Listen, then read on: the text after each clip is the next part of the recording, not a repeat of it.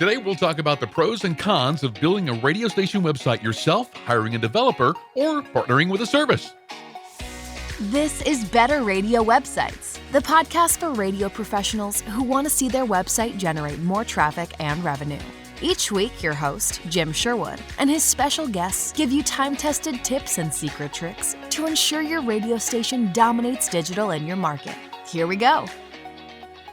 Hi, it's Jim, and welcome to Better Radio Websites, the podcast that wants to help you get more visitors and the most revenue from your radio station website.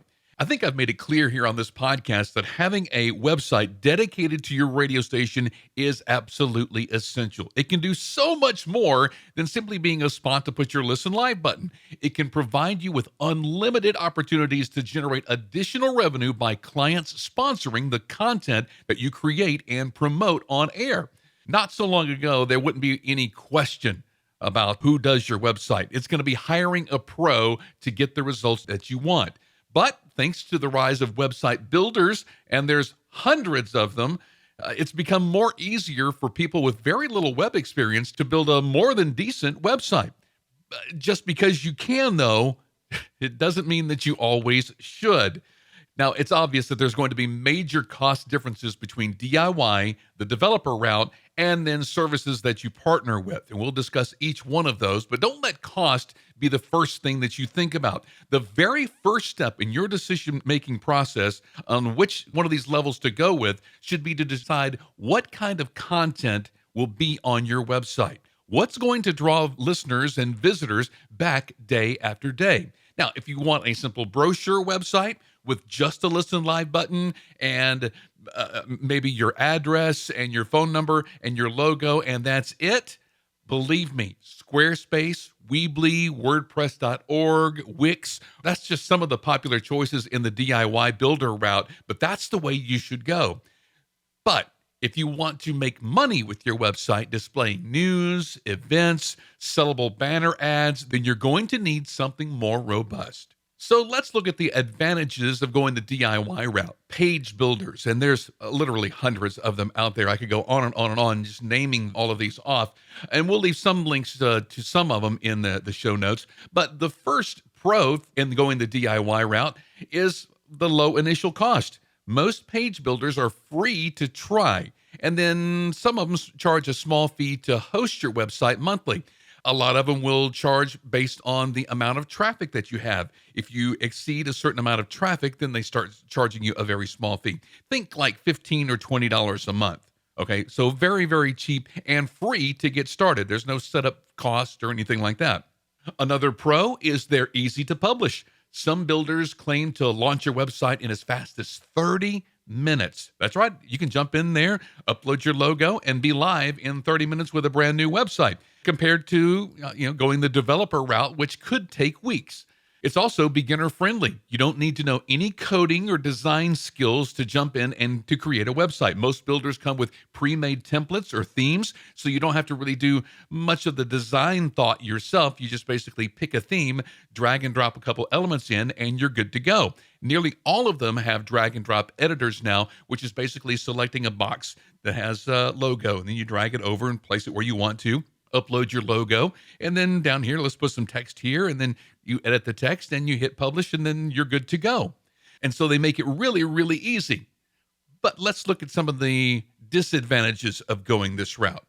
Limited customization. You must settle for one of these available templates that I talked about and designs included within that builder, since most of them are pre-made templates and are generic and appeal to a mass audience like coffee shops and bakeries and hotels. I mean, just they run the gamut. Most of them are not going to give you the professional looking website that you're envisioning in your mind. Also, if you're on one of these free plans, don't be surprised if you see a lot of advertisements in the background or in the footer or in the header, just covering up content, even in some cases. That's how they maintain providing free accounts on their platform, by putting those banner ads on there and then reaping the revenue from those banner ads. Think of it similar to a barter system, but they get to decide where the barter goes. There's also limited customer service with a lot of these services. When you encounter any kind of problem, you're really left to find the answers on your own because most of them have limited support, especially for the free accounts. But then if you have a paid account, then you're going to be in a long queue and waiting, hours to talk to somebody, even if you get to talk to a real person. They're also very difficult to transfer your content. So if you're thinking, well, maybe I'll jump out there and do something free to get started with this radio station website, and then I'll move to something a little bit later on whenever I start building momentum and that sort of thing. I can see that mentality, but these services all use proprietary software in the background. That means it's going to be impossible for you to take your content and transfer it to a different platform. Let's say you started on Wix and then you wanted to have somebody build you a WordPress website. Then you'd basically have to copy and paste each one of those pages individually into WordPress, which could take a lot of development time. So that is something to think about. You would basically start from scratch and building your website again, because most of that stuff you won't be able to export out and then import into another platform. So let's say we want to go the developer route. Now, this could be an in-house person that you have on your staff, or it could be somebody that you hire online or overseas. Let's look at some of the pros of going that route. Well, the site is going to be designed exactly the way you want. It can be difficult to take someone's vision for their website and actually create it. I've seen many people opt out of going the DIY builder route because they simply cannot make the website look how they envision it in their mind. When they look at other radio station websites and other TV station websites, and then they compare it to what they've done in the website builder, they're like, no, I'll stick to radio. And that's probably smart. But developers, they're skilled with this kind of interaction. They can take your thoughts and say, okay, I know exactly how to make that happen. And they can code things especially to your needs and then tweak them as your needs change. Professional website developers will also instinctively implement best practices with the websites they create. Things like fast loading, being responsive to mobile devices, SEO friendly, that sort of thing. That all comes standard with any project that a professional website developer will do. That's just automatically going to be baked in. You're not going to have to tell them this needs to be looking good on mobile devices. All professional website development projects are going to be mobile responsive now. So they understand the importance of those kinds of things long term. And it's going to be great communication if you hire a developer, because hopefully you're hiring someone local. If so, communication is going to be much better and they're going to be more responsive, especially if you can go have coffee with somebody. You can have them over to your boardroom and you're actually sitting there and talking about the website. That's going to be great. Now, avoid hiring developers overseas. Yes, they're going to be a lot cheaper, but they will likely build your website exactly the way you want for the agreed fee. But then once the project is done, you will never hear from them again. Their Gmail account will be gone. All right. This leaves you to deal with website issues all by yourself, or to hire somebody else at a higher hourly rate to come in and fix things, or to tweak things, or to update things. I've seen a lot of people get burned in going the overseas route. And I know a lot of folks overseas who are great, awesome developers. We have some here on our staff that are just amazing, and they're responsive, and they're always ready to help. But you can find some folks who are just in it for the quick buck. They will give you what you want. You just left to handle it yourself after the fact. All right. So that's something that you really want to take into consideration when hiring overseas. Now, some of the cons or disadvantages to hiring a website developer. Well, as opposed to DIY builders, hiring a professional means that you're going to pay more, significantly more in most cases. Don't be surprised when a developer comes back and tells you that your website project for your radio station website is going to cost $10,000, $15,000, $20,000. That's how much professional websites are going for these days. But you're going to get what you pay for. Make sure the cost fits your budget before hiring a professional. When you have them give you a quote, ask them everything about it. What does this include? What about service after the sale? That sort of thing. Also consider that in addition to the developer fee, you're going to need to budget it an ongoing hosting plan as well. And this will vary depending on your website and what you're planning on doing with it. Because if you have a radio station website and you're selling swag and you're doing all these other kinds of server intensive things, that's going to be a higher hosting cost than it would be just to have a brochure type website. Also, developers simply take more time. If you hire a professional, they're going to have to build your site from scratch in most cases. This can take some time as the website will be built to suit your needs. Be sure that your website developer, if you hire somebody, is not taking a theme or plugin from somewhere else. They're buying it online somewhere and they are tweaking it to your design. The reason that you don't want this is that when that theme developer makes a security update or that plugin developer makes a security update, who's going to be there to update your website? Is the developer going to update it? Are they going to be able to tweak things to your specifications? Because the website may be great when it first launches, but your needs may change and you may want something tweaked or changed along the way. And if it's a third-party theme or plugin, the developer may not have the knowledge to jump in and change things to your specific needs. I've seen radio stations come to me and they said that they couldn't update it because they purchased it somewhere. They didn't actually build it. And so be sure that your developer is coding everything from scratch. That way, it gives you the opportunity to reach out to them with tweaks and changes, and they can implement those very easily. Another disadvantage of going the developer route is communication long term. I've heard countless stories of designers who maintained pages very good for the first few 5, 6, 7 years, but then as they got more website clients, the responsiveness became worse and worse over time to the point of no communication whatsoever. They just stopped talking to the radio station owner. So be sure that you hire somebody that you can have a good long-term relationship with if you are going the developer route. If you have somebody in-house that is doing that for you, be sure that they have a sidekick or somebody who can come alongside them and know exactly what they're doing in case something happens to that developer. They leave and go to another radio station or whatever. Think way into the future and kind of build safeguards for that as you're getting started.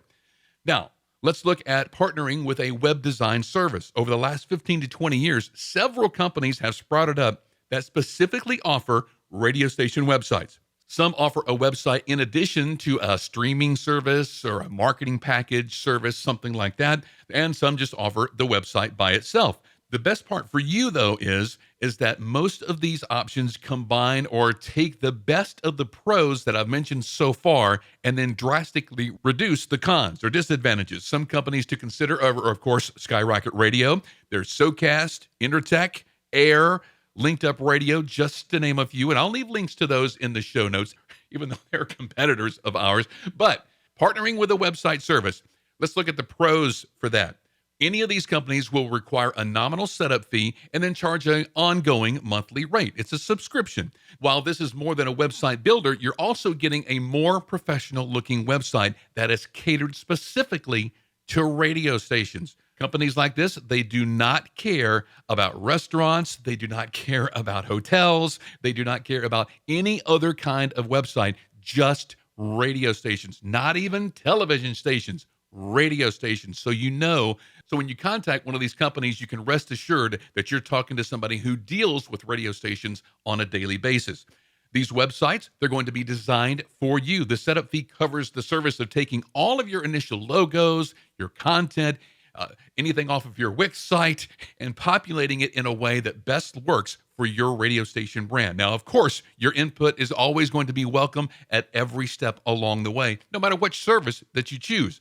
You can count on developer experience as well, because chances are that the template and plugins that you are using on one of these services was made by a professional developer who has taken all the necessary steps to ensure everything is in place for security, speed, and dependability. Also, there's great training available. Any website service out there is going to offer training services to get you and your staff up and running as quickly as possible. Ongoing support, hey, you're paying a monthly fee, and the company wants you to remain happy So you keep paying that monthly fee indefinitely. All right. So they're going to do everything that they can to ensure that you get great communication and great support. Communication should be quick and responsive as well. You should always get your questions answered very, very quickly, like within an hour or two with one of these services.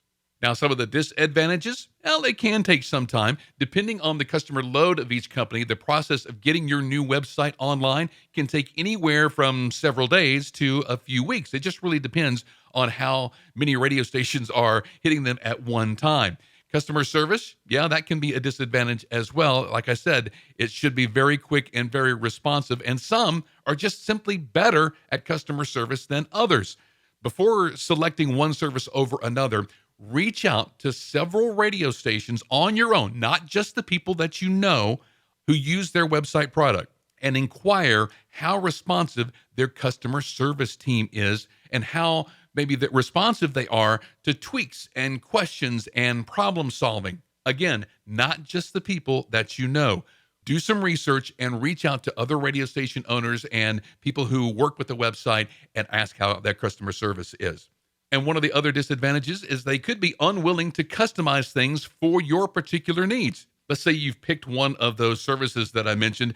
Do they use third-party code that you can find anywhere online? Or do they make all of the code themselves? If they make the code themselves, then they're probably more likely to be able to tweak things and add little functions here and there that could help you and the rest of their customer base. Are they open to that? That's a question that you need to be asking. All right, so wrapping up, your station website is the visible brand for your radio station online, so it should be given a very high priority. It's a revenue tool. Make money with it. If it looks like a kid designed your website, then it's going to leave a bad impression on your listeners and your advertisers as well. All right, you have to make that great first impression. Now, if price is a considering factor and time isn't, then choose a website builder that you can learn and be comfortable with. If you have a great relationship with a local developer that can become something long-term, that may be the way to go for you because they may do it for partial trade or something like that. Just ensure that you have a plan in place for continual long-term security updates, issue management, additional functionality, that sort of thing. The dedicated web service, though, is probably the best option for most radio stations just simply because it's a great-looking website, it performs amazingly, and it allows you to focus on just content and revenue, not code and security updates and who's going to update this and I need to get this updated because there's a security glitch and that sort of thing. And the price of a web service is more similar to the DIY route than going the full developer route, especially long term. So, do you need help with your website? I suggest skyrocketradio.com. We're willing to help no matter what web service that you choose or which way that you go. Reach out to us. It's at skyrocketradio.com. Have an awesome week online making your radio station website better. We'll see you next time. Thanks for listening to Better Radio Websites. Inspired by today's episode? Be sure you are subscribed and share this episode with a friend. Visit skyrocketradio.com/podcasts for more episodes as well as show notes for this episode. Need help starting or making your station website better? Visit skyrocketradio.com.